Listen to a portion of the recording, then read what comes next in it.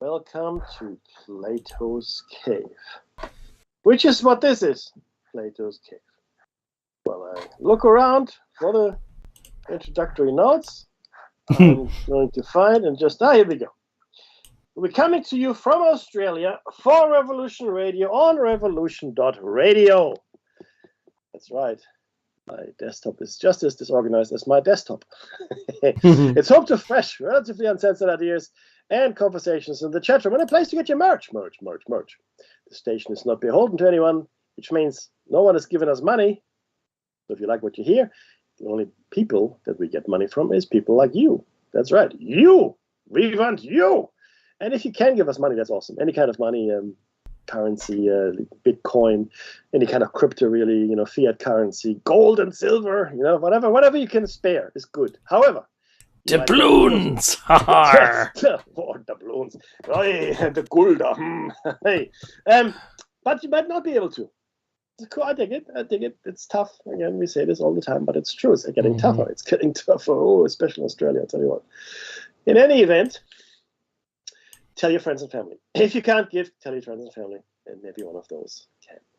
Today is the 13th of June, 2023. And it's Tuesday. That's correct. Now, you can catch the cave on air now, on the line now, onto your smart device also now. So you don't have to listen anywhere or listen at home on a Grace Table through radio. You can also catch us in the archives or on YouTube. I think Patreon as well. But this could be a canned version of us. That's cool. Come and join us live if you can. If it fits in your timetable, try to make a time. There's always good stuff happening in the chat room. Speaking of which, it's always a lively conversation. We got Omega Logos. That's right. And we have Fleeced. And thank you for the sound check, Omega Logos. Much appreciated. And we have, who else do we have? Fleeced. Narara. Sorry, Sunflower. We got Narara. Oh, Sorry's there. Hi, Sorry. That's right. Futurist was there as well. Maced 139 was there at some point, and that's as far as I can scroll back. But thank you so much for being in the chat. We'll try to look at it as much as we can and include you in the conversation. So, like as I said, if you can, get to the webpage, get into the chat. It's real easy, and you can check out the archives while you're there, and you can donate as well. All on the same webpage. That's crazy. Stop it. But it's, I know, right? It's true though. Now, before we start broadcasting at you in anger. And God, it's a crazy world. It really is. We would like to acknowledge the traditional custodians of the land from which we broadcast. And for Dave? It's the Dark and Young people. Thank you, Dave. And for myself, of course, it is the Direct people. And with that, we would like to pay our respects to elders, past, present, and future. Thank you very much. How are you, Dave? How's things? Okay, great. Yes, okay, great. Sure. So, okay, and then immediately great. I love it. And then sure. Sure. It's something. You're killing me. I'll tell you what, though. It hasn't been a slow news week, that's for sure. I've been reading up on a few things here. Because whatever's going to happen next in the American elections is going to have a fairly significant impact on the world. Right? So, and it appears that Mr. Trump could be in actual trouble. This is now getting to the point where people have been commenting, saying that it's not so much that he had documents; it's the kind of documents he was alleged to have had in his possession that are the problem. Military plans, there's military plans, nuclear programs, etc., etc., etc. And 100 of the thousands of documents he had, 100 or so were marked as classified. Now, people said in interviews, and I've been listening to all kinds of news channels, throughout the day and last night, that if it was anybody else, they would have been arrested by the FBI toting guns. They would have been led away in handcuffs, etc., etc. Okay. Again, I'm coming back to Hillary Clinton's server, but nobody, Dave, it's like Building 7. It just didn't happen. It's just whatever. I did mention it to some friends the other day. And Oh, the did they know what server. it is? Oh, really? And Oh, the server, because yeah. they were carrying on, they were honestly carrying on about how bad Trump is. Yeah. And I said, well, look, I said, it isn't my voting jurisdiction, but I'm just going to say, what do you know of the Hillary's, email server and them smashing the Blackberries with hammers rather than provide the subpoenaed information on them to court? And they go, what? That Don't. never happened. No. And of course it did happen. And I said, well, how about Biden and all those documents that he had in his garage when he wasn't president? What happened to that? And I said, what about the kind of weekend at Bernie's president they've got at the moment? And they go, oh, stop, what? Okay, 75,000 people crossing the border a day. All right. I said, I don't care, but if you're going to have a democracy, make it fair. Oh, Dave, my wonderful, young, naive, starry-eyed Dave, looking at the world through pink, call me pink sunglasses. No. I'm telling you. Nostalgic democracy look, glasses. Any ism, yeah, that's look at the past. There it is. Any ism is bad, in my opinion, and I'm borrowing here from Mr. Bueller. Ferris Bueller. Any ism, in my opinion, is bad, and I completely agree with you there, my friend. Now, yeah, absolutely. Now, the thing is this, though, there's no democracy, and forget about that. But the problem here is this, right? Now, not for me, not for Dave, but for Mr. Trump, is if he is found guilty, these are federal charges. These are not civil charges. These are federal charges. If he's found guilty, he can be in jail for in his case, it would be a life sentence. Because we're talking decades, okay? Decades in jail if he's found guilty on these 37 counts that they brought against him. That's serious stuff, okay? This is no longer just trying to not get you elected or not get you running for election or whatever, And the thing is this. So let's say this goes. We spoke about this before. So this goes into federal court now, right? Mm-hmm. He's still the front runner by a huge margin for the Republicans. He's got a 40-point lead before DeSantis. 40 points. He's got 60, and DeSantis got like 20 or something % of the Republican vote in a poll. Pence? So he's massively in front. Massive. Yeah. And they're also expecting about 50,000 people to come down to the courthouse when he has to show himself. I can't remember where. He had to go somewhere. But he went to Mar-a-Lago, I think, the other day. Yeah, that's right. No, you're right. But he flew then. And look, anyway, it doesn't matter. The point is they're expecting 50,000 people to come out in support of him. But so let's say he goes to court and he's in court, because these things they last forever. I mean, he's got more money than God, and you can throw all the lawyers at this, and this will drag on for years. But conceivably, this is the funny thing. This is why I really love American quasi-democracy. He could be in court with, for these charges for years. He could get elected president. That's right. Now, you know what happens when he gets elected president? You've got veto power? No, he pardons himself. Pardon yourself. He pardons himself. Oh, well, I didn't mean it. All right, then there's a slap on the wrist. That's like, I mean, and right now, the thing is, can you be running in an election when you are in federal court? Now, you should be able to, because you're guilty until proven. Sorry, you're guilty. Freudian slip there. That was Nazi Germany, sorry. I was channeling Hitler there. No, you're innocent until proven guilty, which is a cool thing. So that's this. But, and this is the kicker. They don't know what happens if he's found guilty. If he's found guilty, it is conceivable that he could be elected president, but he would no longer have the right to vote, which is, I think, hilarious. Because this has never happened. None of this has ever. They had people shot on the White House lawn for treason. Thomas Jefferson did that, by the way, in case you're wondering. That happened. I think it might have been Aaron Burr that got shot. Well, that's a precedent. Yep. So that they had that, but they've never had a president, former or or running, as either way, indicted on federal charges leading up to an election, being the front runner, no less, of one of the major parties.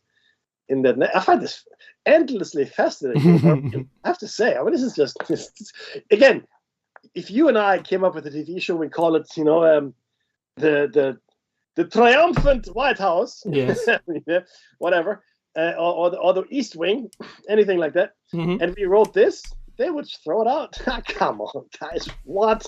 No, that's too far out there. Seriously, okay, and this is from people that bankrolled Idiocracy. So we have no chance of ever getting that published. But now, of course, with all the things that that are happening and have happened, writers really have their work cut. I mean, what are writers? Are people that try to influence the way we see the world. That's what a writer does. That's what a writer is. Okay, but now, I mean, it used to be relatively easy, but now these writers everywhere, not just in America, but in general, you look at the world, see how crazy it is. Trying to steering a narrative is becoming harder and harder because it's just so many narratives, right? And you don't know what to believe, and people are waking up. And I'm not woke. I'm talking about woke. I'm talking about people waking up to smell the coffee. Finnegan's Wake. But what do you write now? I mean, you can't. I mean, satire comedy is almost out the window because what is there left to satirize? What would you do? It's already gone beyond satire. Yeah. Reality has. Yeah, you're right. I mean, we thought George Bush Jr. was the pinnacle. Little did we know. Even Australia did better than that with Mr. Morrison. Oh my God. Scotty for marketing. It's not my job. It's not my job. It's not my job. In fact, he had all the jobs. He had all the jobs. Oh, it's not my job. And this is not what you want to hear from the leader of your country. Oh, that's not my job. Uh-huh. What? Whose job is it? I don't know. It's not my job. I mean, sorry. I think that's hilarious. Who are these people? Where do we find them? Under which rock do they hide? I think they're under every rock, Mick. You don't lift up rocks. Dude, I'm sorry, but I'm having a conniption fit here. It's just unbelievable. And this is not just America. I mean, America, of course, because look, America, for all intents and purposes, is still the largest economy. Okay, it is the greatest military power still in the world. I mean, if you spend all your money on guns and tanks and warships, I guess that's what happens, right? I mean, the Chinese are coming, and from a military point of view, the Russians are, I don't know, they're somewhere near I don't want to offend anyone, somewhere near San Marino or Monaco or Liechtenstein. That's the military power of the Russians, from what I can see. New Zealand. Yeah, that's right.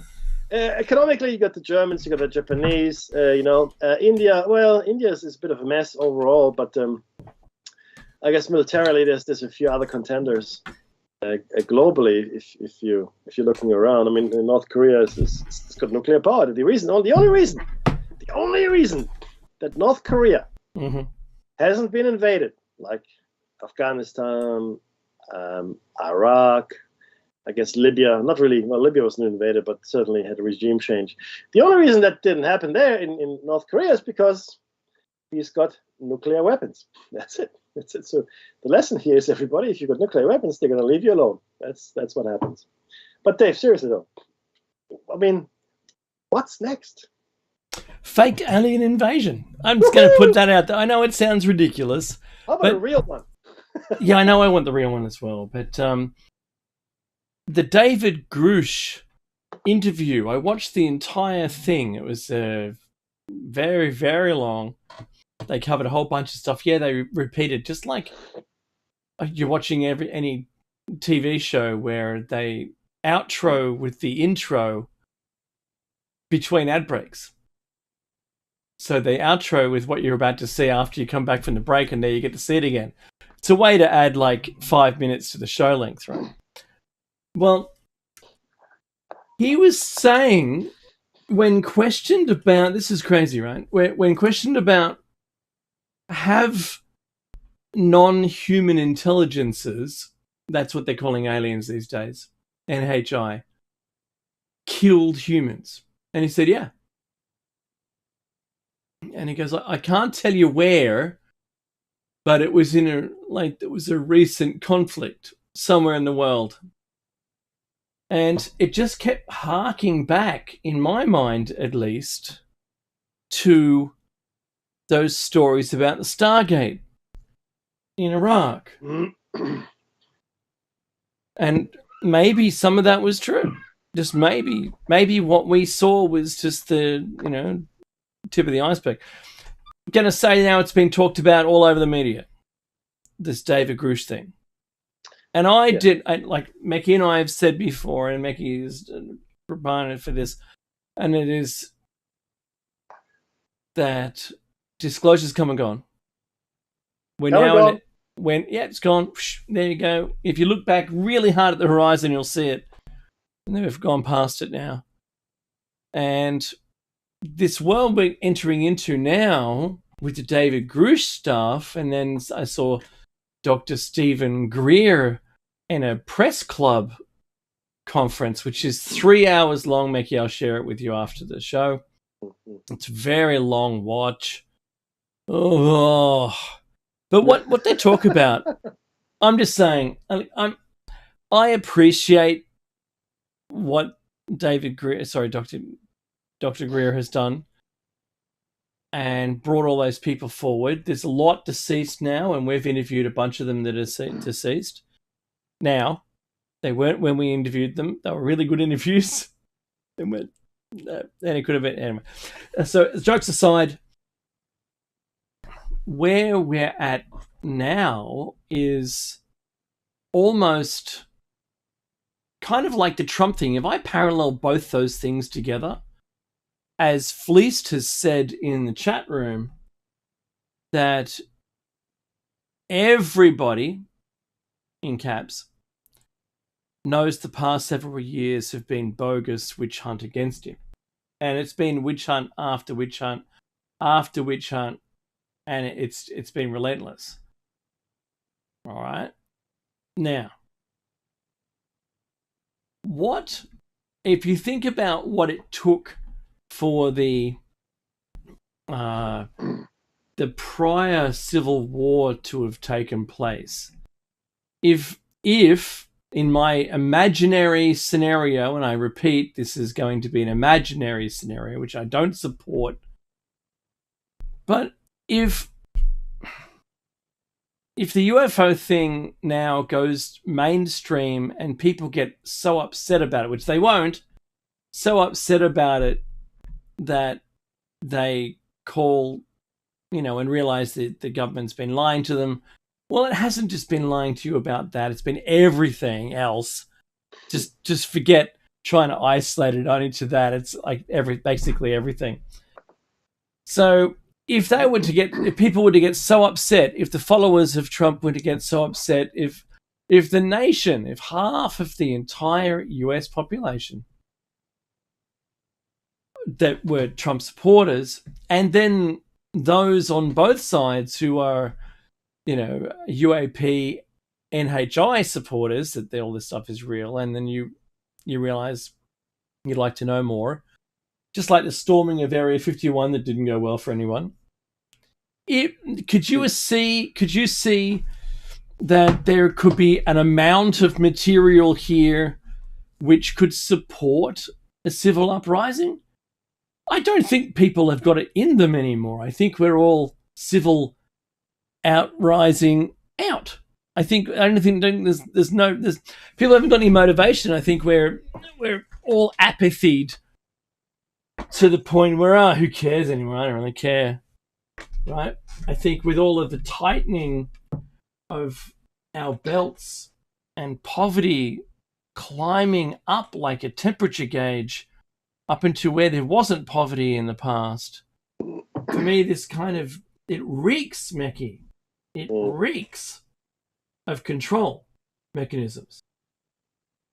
I know I covered a lot of ground there, but I'm going to get very careful about getting cancelled for incitement, because I'm not.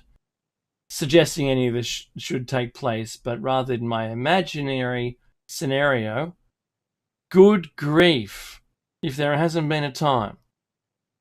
Look, we've always speculated, not just us, but people out there have speculated what would happen next. Yeah. It's an interesting question. It's a question that has been asked in movies, in books, on discussion forums. What happens next? Because something happens next always, right? Mm-hmm. You stumble from one civilization or society, culture into the next. And if you look around the world, it's littered with the ruins of cultures and civilizations that came before us. This is really important to understand.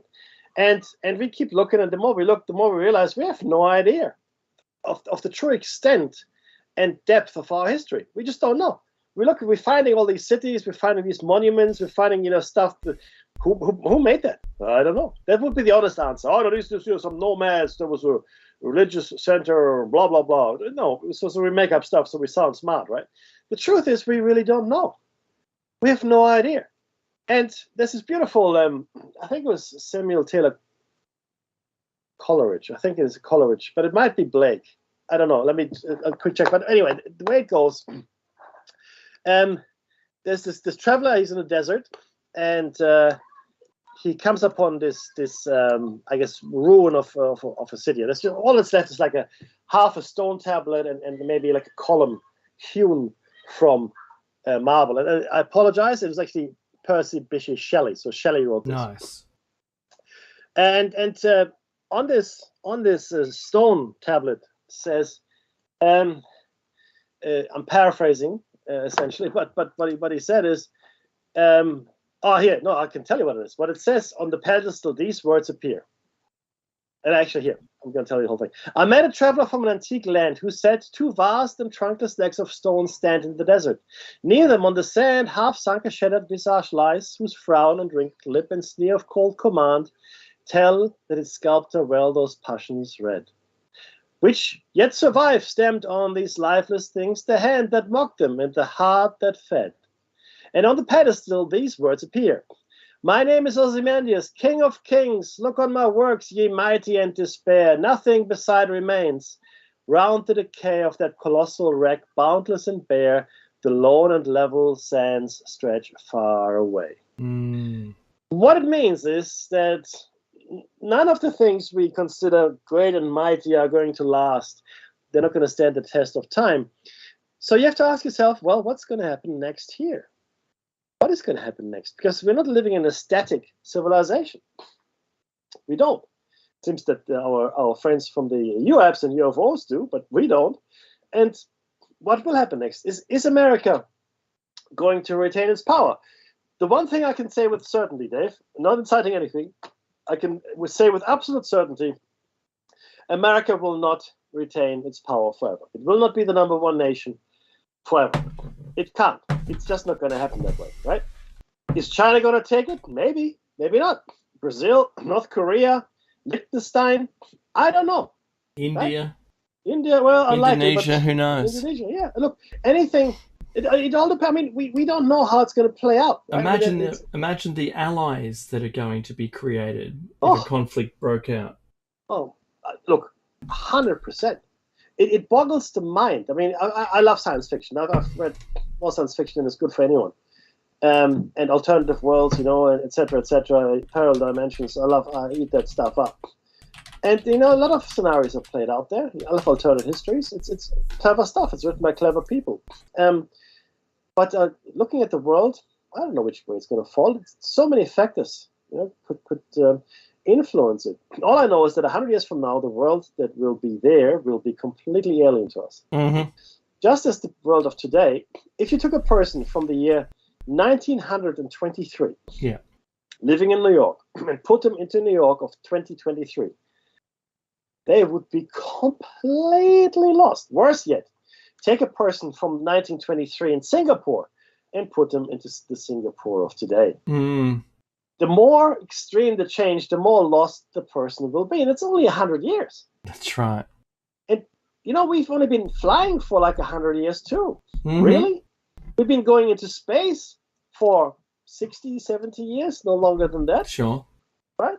Well, officially anyway. That'll do. Right? So this is really quite the conundrum. And Dave is not inciting. Dave is speculating. Mm-hmm. And this is really the important thing. What would happen? What would happen if there were a second revolution, a second, maybe a second civil war, even in the God forbid it happen, right? But I know it may, right? How would everybody else react to that? Who would be the opportunists? Who would be the people trying to be the peacemakers and come to aid? Who? In a country of dismay, yeah, which that would lose its central control. Yeah. You can only imagine what other countries would step up around and take advantage of the gap, because you can't be all over the globe fighting, world police, right? Can't be the world police if you've got internal turmoil to that extent. It just wouldn't be possible. No. And you add a whole bunch of other factors. So forget that for a second, but you add the other factors in, right? So yes, we know politically it's quite volatile. Understood. But and it's happening now, Dave. It's happening. You know what's happening? I'll tell you what's happening.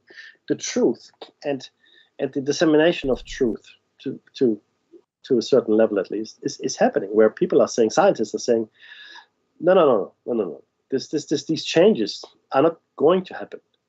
They are happening. Yeah. We are living it now, right? Mm-hmm. And more people that I hear and see are less and less positive about our ability to make any change in any of the things, natural things, that are coming our way. There's no will. But even if there was a will, it would be very hard. But if there's no will, it's not hard, it's impossible. It's completely impossible. You can have all the ideas and meetings and signatories and all the things you want. We're galloping towards extinction. Or so it seems. I'm not saying that we're going to get there, but it's really, we're off to the races. Whoosh, nuclear weapons. Yeah, let's build them. Let's build so many nuclear weapons that we can blow ourselves up 20 times over, 100 times, 1,000 times over. We can turn the entire Earth into a second sun. That's what we should do. Good idea. The first time they tested a nuclear weapon in the atmosphere, do you know what happened? A lot of scientists were terrified because they truly believed, because they didn't know, right? Nobody knew that the atmosphere might catch on fire. Mm-hmm. So they said, this could happen. You know what they did? They detonated those things anyway. We'll take our chances. Okay, take our chances. Think about that for a second. People are coming to you and saying, if you do that, we could set the atmosphere on fire. That's okay. It'll be all right. It'll be okay. You stick your hand in that hole. See if there's a snake inside. Come on, what are you doing?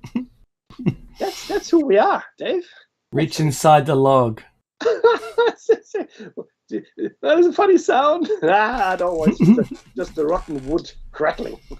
I do prefer the sunglasses that black themselves out. Oh, yeah. Look, I don't know, guys. Have you read Hitchhiker's Guide to the Galaxy? If you have not, please. It's a trilogy in 5 parts. I find it. That's very funny. Read it, and Zaphod Beeblebrox, who was the president of the galaxy at some point, stole a ship which had the improbability drive installed upon it.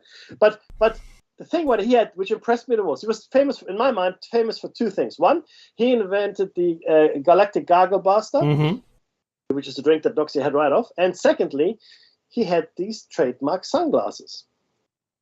Don't panic. Right? He said these are sunglasses that go completely back at the slightest sign of crisis. They will go black. And if you're in the dark, you can't see danger coming away. Dude, everything is sweet. Right? Yeah, it provides the user with a blissful state, regardless of the harm that's going to come to you. It's fine. I'm just going to get my sun. I got my sun. Can you see anything? Nothing. Well, it's revealed so poetically as they enter into a cave with these glasses that are clear, and they said this doesn't look. I think it's something like, paraphrasing it. I don't like the look of this cave. Oh, it's fine. Then you hear, "Rrrr." And all their glasses go black, preventing them from seeing anything that's going to kill them. It's very funny. Gold. Comedy gold, Mickey. Look, I'm gonna agree totally with what you're saying. And you asked before, what happens next? Well, fake alien invasion doesn't sound so implausible anymore because of the David Grush stuff. Crash retrieval, alien reproduction vehicles. I think they could fake it to a certain extent, most possibly. So, I'll be surprised. Yeah. But there's people that say that the aliens don't hurt you, and some say, well, they expect that you reach a certain intelligence, and then there's no reason to be violent. But are they truly the ancient ones from Stargate that I like so much in that series, or does the ability to determine that you've got an advantage and therefore grasp the advantage? If this universe is teeming with life, I'm sure there's either Ferengi or evildoers out there. Evildoers. Right? I'm saying, right? And I believe that, I personally believe that there probably are. So therein lies the question. How far? What does it take? And if we, like in Star Trek, get, warp drive, then they come saying hello. But it's funny right now, Mickey, with all the words going backwards and forwards and all the commentary on the David Grush thing, while all the same information has been out there and circulating for so long. Remember, it was 22 years since the 2001 press conference with all of the, the people that we've interviewed. Oh, yeah. And 60 years, is it? Yeah, more, since 47, since Roswell crash. And so, how long is it going to be? How much longer is it going to be? All the companies that sprung up, all the technology that was either in the crash retrievals and then siphoned out to private companies to see what they could do with it. These are all the words out there right now. This is what's currently going on. And I hope that we can solve world hunger and get replicators and anti-gravity, just make our lives better, move off all of the fossil fuels, but not to EVs, just to like an unlimited energy thing. I know it sounds ridiculous, but if that technology is real and it's here and the US government has it, or all of the big players in government have it, just like we've supposed that possibly even the Nazis had it, like Germany had it in World War II. I shouldn't say Nazis, but do you know what I mean? Like science and the leaders, maybe they found something. I don't know. If all of this is real, then convinced. I'm convinced also, but I still have to raise the question: if it's all real, and then I ask the question: why is it being withheld from us? Maybe it's so fantastical that we've been trapped back here in this era of technology only to keep us here. Possibly, because I as you know well, I don't think we are home. This is my opinion. It's been for a long time. Mm-hmm. But yeah, look, all of these things are coming to be, and just to be clear, limitless energy was very much on the agenda 100 years ago.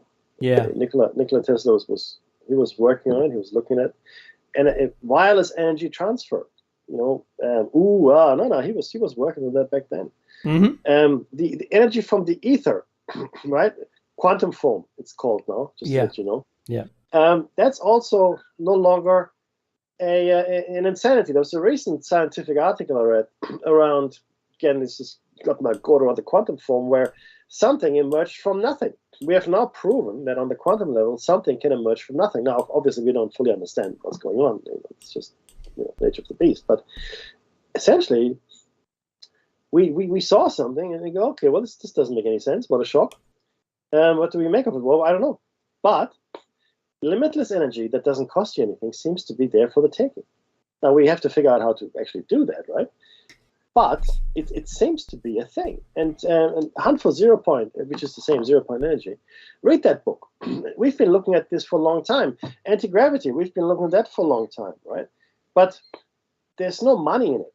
So the research went on. People did study these things. It was just not in the public domain, because you have to understand who owns this planet, who runs this planet.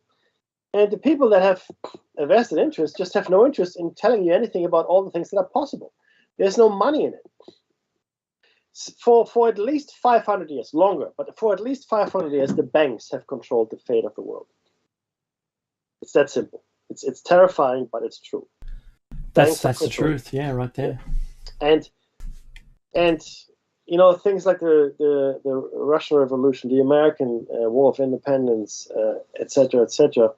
They were all heavily involving or occasioned by the world banks, the Bank of England specifically, right? The British East India Trading Company as well, the Dutch East India Trading Company for that matter. These are all realities that you don't know about because it's just not part of our everyday life. So no one teaches us that these things are real. I'll give you a very tiny example of a trick. Have you ever bought salt or honey, for that matter? Mm-hmm. Next time you buy honey or salt, check on the packet if there's an expiry date. That's right. The salt, which has been lying in the ground for hundreds of millions of years, mm-hmm. doesn't go off. It doesn't expire. In fact, nothing lives in salt. If you want to guarantee that there's no life of any kind, including bacterial, you just salt it, okay, copiously. It's a preservative.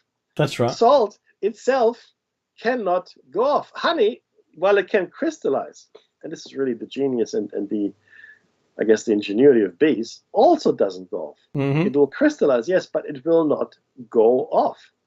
They have use-by dates on these things for one reason only: to make you throw out the old stuff and buy new stuff. Okay? That's the only reason there's a use-by date on salt and honey. There's no other reason for it. None. It's like the Himalayan pink salt, right? The rock salt you buy, and it's millions of years old. Yeah. And they go, oh, it's going to expire in 18 months. Yeah, good luck. Yeah. What? I know. Come on. I know. This is insanity. Now, but if and this is just a tiny example, because people will look at it, oh, gee, I better buy some new salt. Throw it out, Marsh. Throw it out. It'll kill us all. And then off they go. And this is just this tiny misdirection. Little. Bitsy, right? The large lies that we live under, the implausible lies, the lies that you can't believe people believe. Mm-hmm. Those are the ones. I mean, money is real.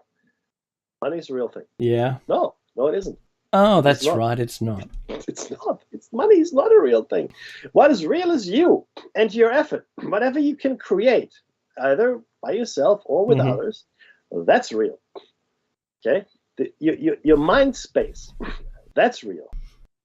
Okay? People have been trying to control your mind space and your productivity forever, really. I mean, one of the most, our favorite economic system, you know what it is, Dave? Fiat currency? Slavery. Oh, that one. It's our favorite. Sorry, it was a bit of a trick question. So many answers. No, our favorite economic system on this planet is slavery. You look through history, okay? The one thing that is constant, irrespective of what currency or government form or race, religion, anything, the one thing that's constant is slavery. You will find slavery in every single society, in every single civilization on this planet. It's a constant, and sometimes it goes further than slavery into cannibalism, which is, that's slavery's ugly cousin.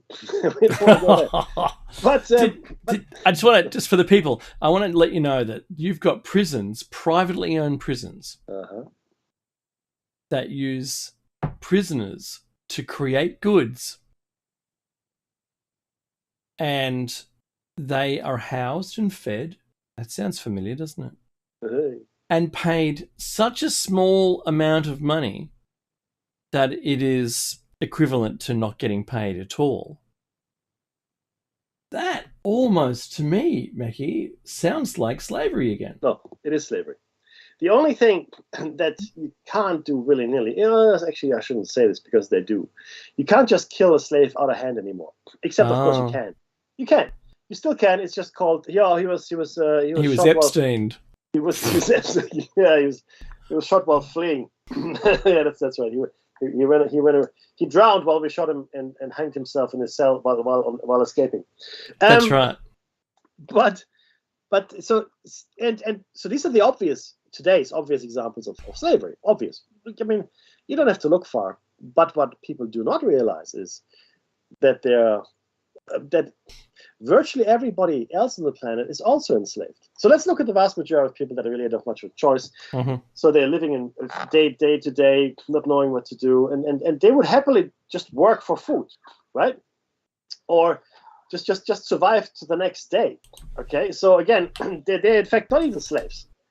They're not even slaves. At least slaves in most societies, in most cultures, in most forms, at least got fed, right? So that if you're a slave, you can they'll work you, they won't pay you, and they'll treat you badly, they'll beat you, but they will feed you, just so you won't die, right? And they'll probably have somewhere for you to sleep, right? So those are two things you can count as slave. But some people are living worse than slaves, okay, in our world today. And then you've got the people that don't realize they're slaves. People that go to school, and get married and buy a house they can't afford to pay off until they die, because that's what mortgage means. It comes from the Latin word mors, mortis. Mors means death.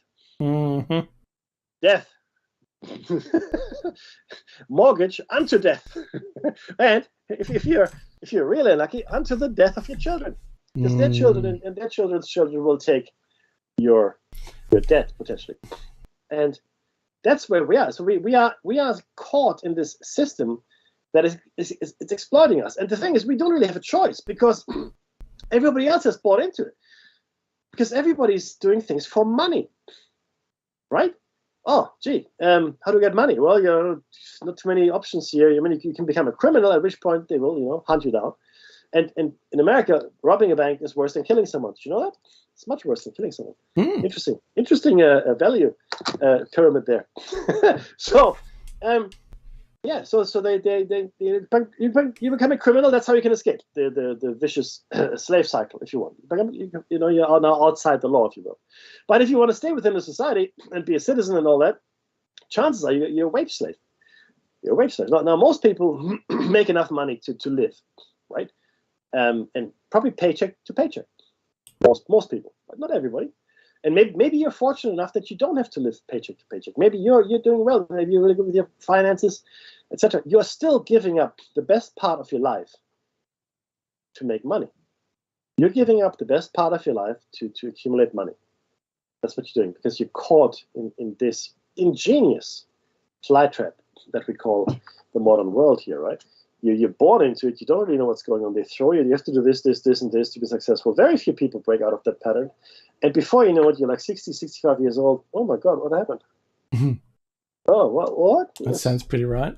You got a paunch, no hair. You can't really walk up the stairs alone anymore. And you're thinking, oh, I wish I had worked more. No. Right? But that's where we are. And look, I'm not different to the next Joe and Dave. It's no different. We got mortgages, right? Mm-hmm. We got families to feed. I didn't, I didn't build a system. It's not a system of my devising, right? I'm only now learning all the rules.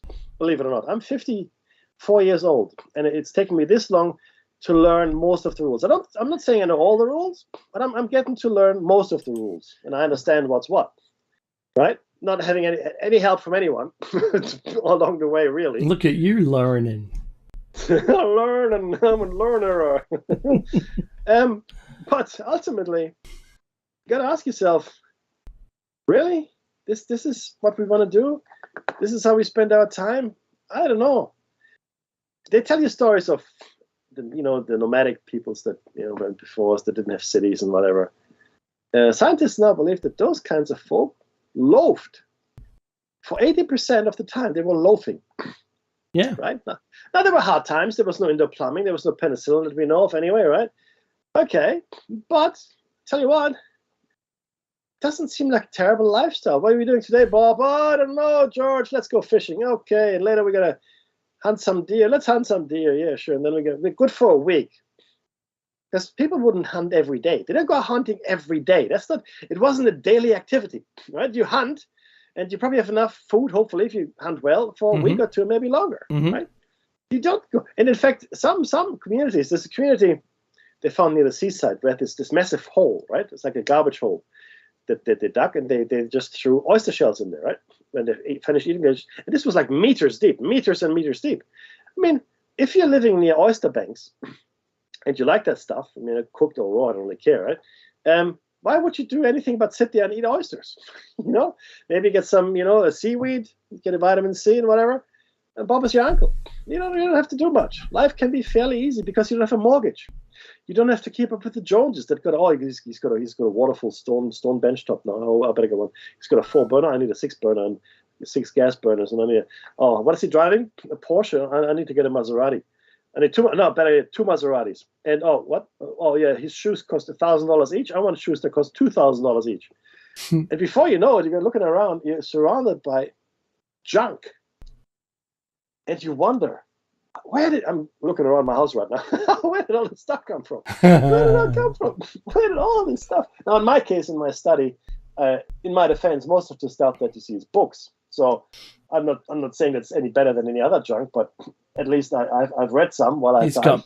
Mackie has piles of to read piles. Oh yeah. Piles and piles. Someone very smart once said, your to read pile should always be bigger than the pile of books that you have read. And I've taken it to heart. That's but definitely what do you think, happened. Dave? I mean, this is. Do you think it's a fairly accurate representation of where we are? Yeah, I do. But what's bizarre is the life, Mackie, that we grew up. So we grew up playing outside, making things for ourselves, and coming home when the street lights went on. Yeah, to relatively meager accommodation, and we've seen. I'm going to sound like my grandparents, but we've seen an evolution of technology which exceeded my dreams, to be honest. Our research took place in libraries. Should pronounce it correctly. In libraries where you went to the indexing system, found the card, hunted down the shelf and location inside the library for the book you wanted, and then you consumed the book, either sitting there and putting it back and putting the card back, or you borrowed the book.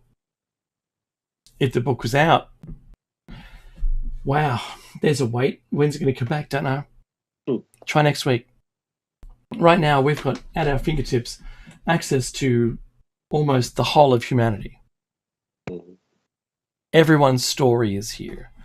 Most of the information is here, except for the Vatican Library, etc. Blah blah blah. Area 51, Boost Lake, S4, all the NHIs, non-human intelligence, and alien reproduction vehicles, bringing it back in the story. And look what, for the most part, people are doing with all of this connectivity. I don't know, sharing memes, hitting like. Mm-hmm. I'm guilty of this, taking photos of my food sometimes, right, and posting it. But this is what we're doing with this grand amount of access. That kind of disturbs me, Becky, and being socially programmed by all of the big tech into doing what we do today and who we're going to be. We call it Happy Little Vegemites because that was a TV commercial advertising Vegemite.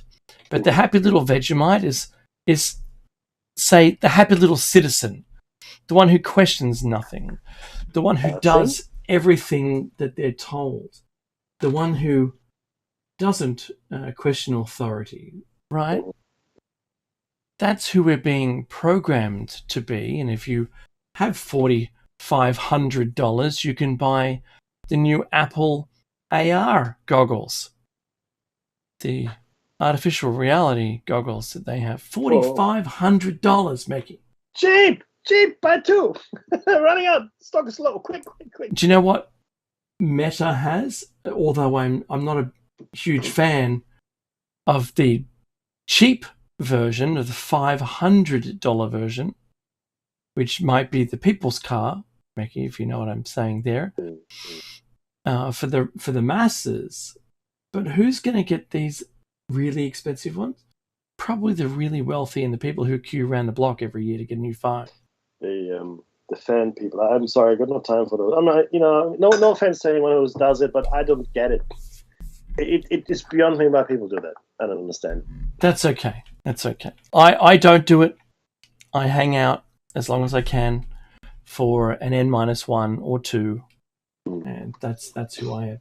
But with, like I said, and one of the best descriptions of the time we're in now is, I think it's, there are more people documenting their lives, their insignificant lives, than at any time in history.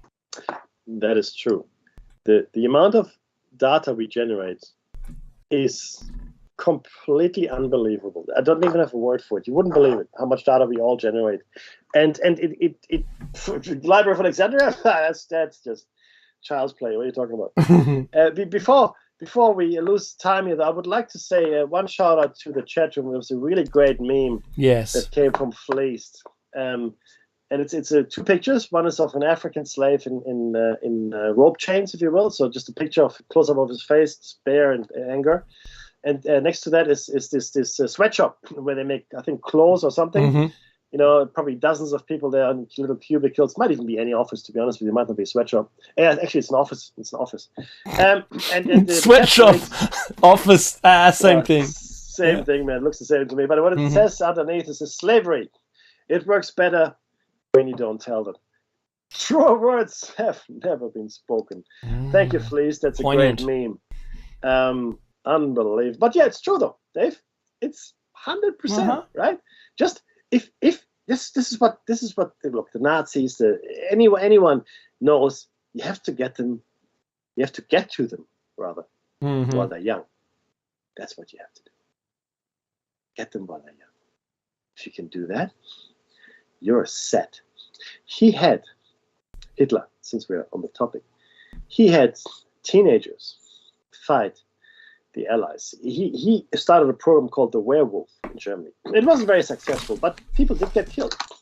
And the Werewolf movement was essentially the old Hitler youth, just living, like normal lives, but then, still attacking Allied targets after the war, right? So an underground, I guess militia or guerrilla movement, if you want to call it that. Because if you get them young, they are believers. In religion, it's the same. You baptize them when they're born, man. You throw them in that water when they're born. You cut off the little pieces of their body when they're born. That's what you do. They're in the club for life, right? I'm talking about circumcision here, by the way. They never had a say. They didn't say, "Hey, popsicle toast, how are you?" They didn't have a say. They didn't have a any vote. 30 seconds. You want to be Catholic, Dave? No one asked you, right? A Muslim, maybe? Would you like to be Muslim? A Jew? How about a Jew? Would you like to be a Jew? No. Look, hey, look. This has been Plato's Cave. We're coming back to you on Thursday with another show. Dave and I, that is, and then on Sunday we're shining set out. Shameless cross promotion. Stay on the line. I don't know who's up next, but someone cool will be there. Most of all, though,